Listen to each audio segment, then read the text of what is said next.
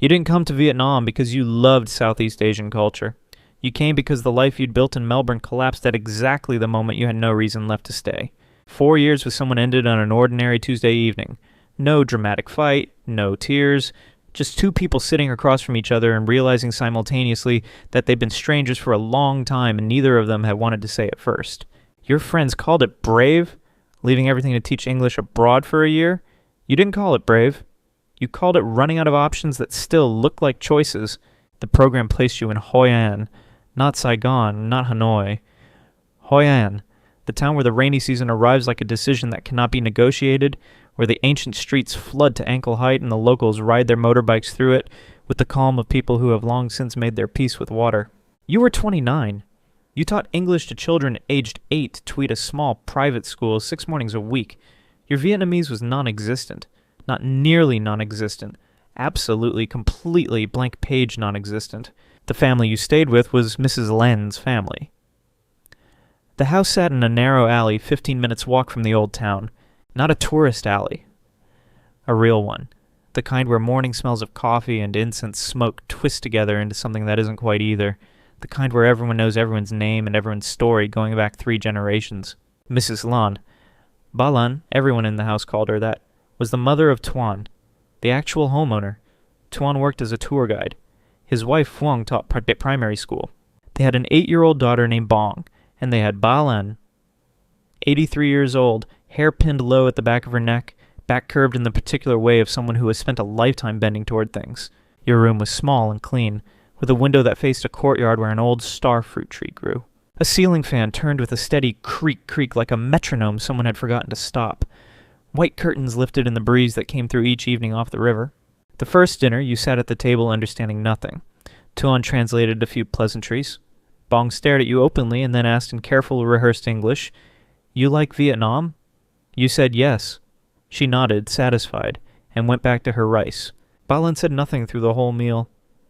She only watched you. Not the way someone watches a stranger, not the way someone watches a curiosity. She watched you the way someone looks at something familiar they cannot quite place, like hearing a melody you know but cannot name. You didn't think much of it. You were still working out which hand to hold the chopsticks with. Ba Lan woke at 5 in the morning. You knew because your room was directly above the kitchen and the sounds that rose through the floorboards were as clear as a radio in the next room.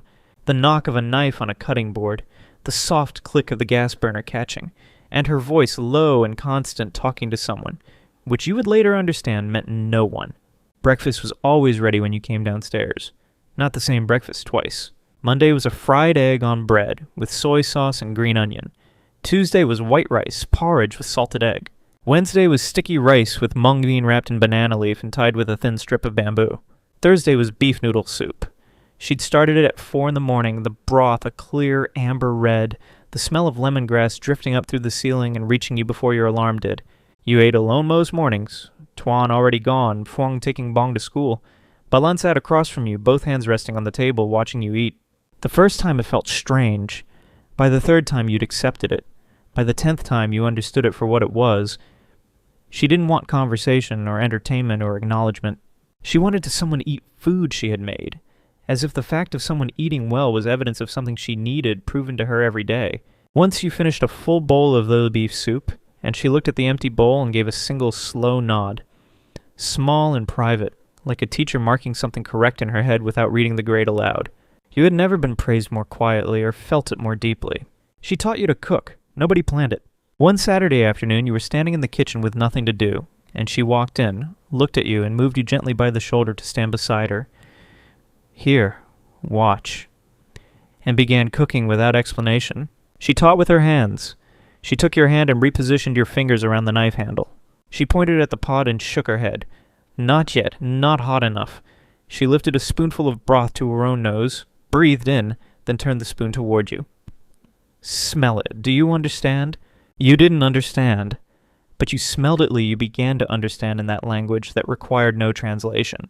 Phuong sometimes stood in the kitchen doorway watching, her face holding an expression you couldn't decode, something between a smile and something that was not a smile at all, the look of someone seeing something return that they had believed was gone for good. You thought she was moved because the old woman was happy. You were half right. Ba Lan kept a small blue tin on a shelf above the stove. You never saw her open it in front of anyone. But one afternoon you came downstairs earlier than usual, and she was sitting at the table, the tin open before her, holding something small between her fingers. When she heard you, she closed the tin quickly and quietly, the way someone puts away something too private for other people's eyes. You pretended not to notice. You went to the refrigerator, but you'd seen. What she was holding was a small photograph, black and white, old enough that the corners had curled upward from being hand-do many times. The rainy season arrived in October. Hoi An rain was not like Melbourne rain. Melbourne rain was an appointment. It came and went and could be avoided if you had an umbrella. Hoi An rain was an occupation. Water from the sky, water rising from the Thubon River up through the streets, water running down the walls, water everywhere and nowhere that wasn't wet. On rainy evenings, Botson sat on the covered front step and looked out at the alley. You sat beside her. Neither of you said anything. There was nothing to say in words. But sometimes she would point out at the rain and speak in a low, slow voice, the kind of voice people use telling stories to children at bedtime. You didn't understand the words, you listened anyway. Sometimes listening is better than understanding. One of those evenings she turned and looked at you and placed her hand over yours, small and dry and warm in the particular way of hands that have kneaded dough and pulled nets and held children for a lifetime. She said something, then looked at you, waiting. Phuong, standing behind the screen door, stepped outside. She heard it, was silent for a moment before translating. She says you remind her of someone she loves. You nodded and smiled, the polite smile of someone who doesn't know what else to do. Batan looked at you a moment longer, then turned back to the rain. Phuong went inside. Her face, in the second before she turned, held something you didn't have time to read. She gave you a scarf, not something bought in the market. Hand-embroidered silk, pale cream.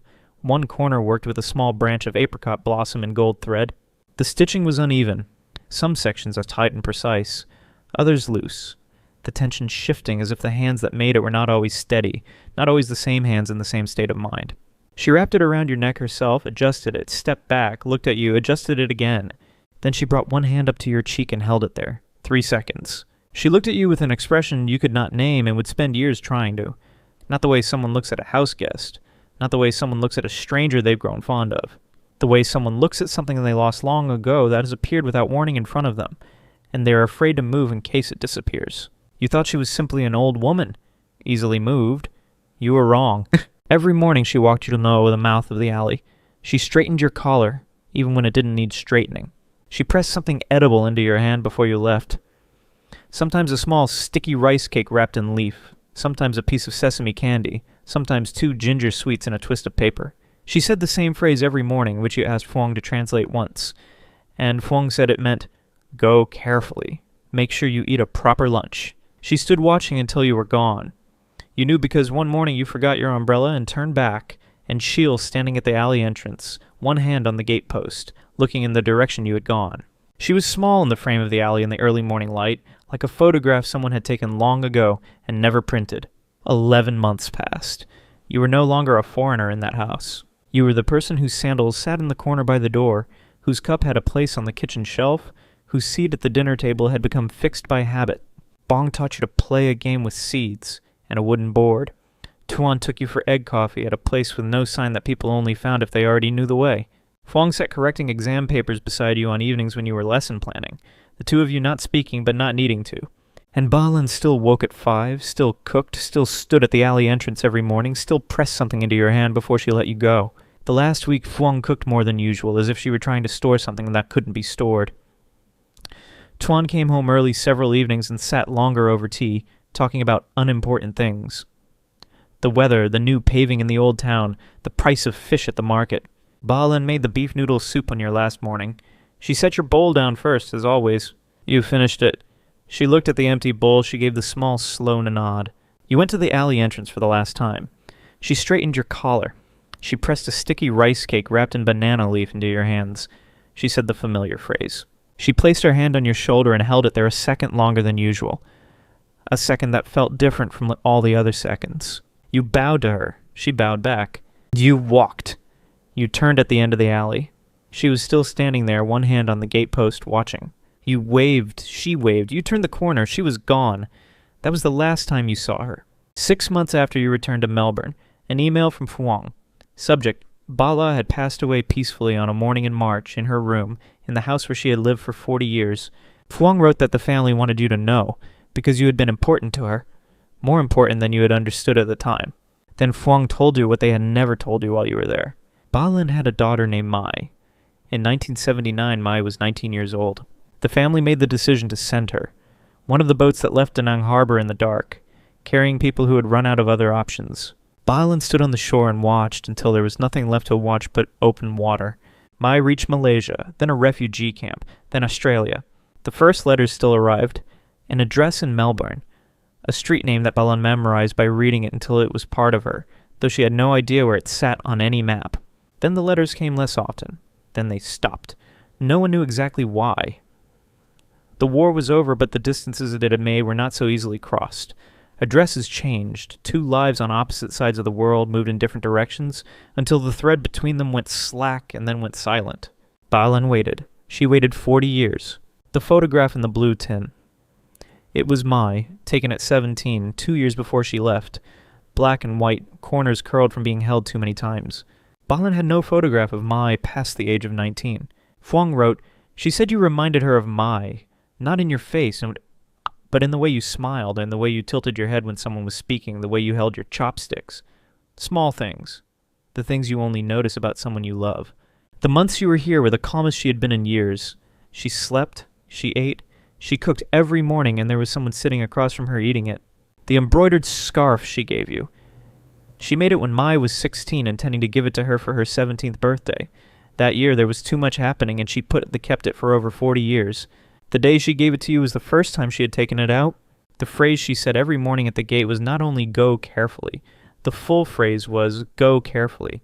Make sure you eat a proper lunch. Mai, remember to write home to your mother.' We didn't correct her. We couldn't. In her final weeks, she asked Tuan every day whether Mai's letter had arrived yet.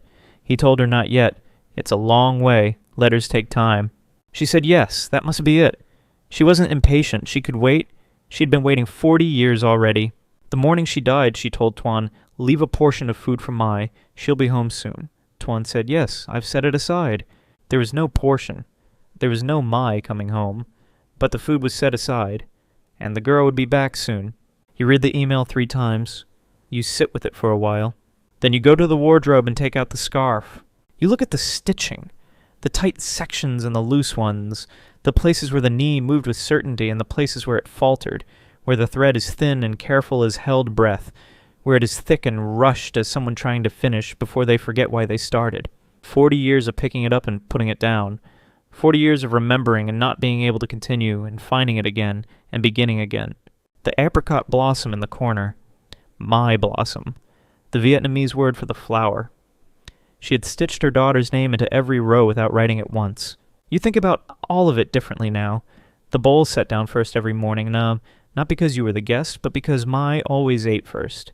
That was the rule older than you, older than your presence in that house. Her sitting across from you watching you eat. Not to see if you enjoyed it, but because it was what she had been unable to do for 40 years. And she was not going to waste a single morning of it. Her hand on your cheek 3 seconds. She wasn't looking at you. She was at the face her daughter would have had at this age. She was checking if it was real. And for 3 seconds, with her palm against your skin, it was. The question comes and doesn't leave. Did she love you or did she love Mai? Were you the person receiving that love or only the door she knocked on because the real door had been closed for 40 years? And if you were only the door, does that make the warmth any less real? Those mornings, were they real? Was she real? Was any of it yours? You don't have an answer. You think perhaps the answer matters less than the question, and the question matters less than this single plain fact. A woman waited 40 years for her daughter to come home, and in the last 11 months of her life she woke at 5 every morning and cooked, and there was someone sitting at her table eating what she made, and finishing it completely. That was enough for her.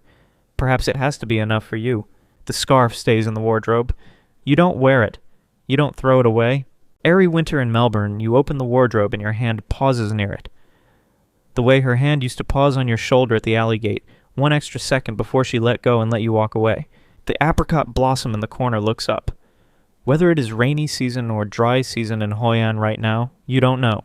But you know there is a narrow alley, a gate, and a woman who once stood there every morning watching the shape of her daughter disappear around the corner. She didn't know who you were. You didn't know who she was waiting for. And neither of you was wrong. Love doesn't disappear when it loses its address.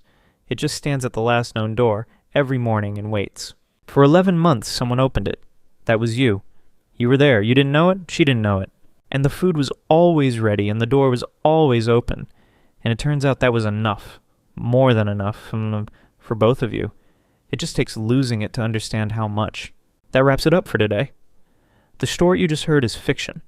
If this one stayed with you, drop a comment and tell me which part hit the hardest. More stories like this coming soon, so hit subscribe and I'll see you in the next one.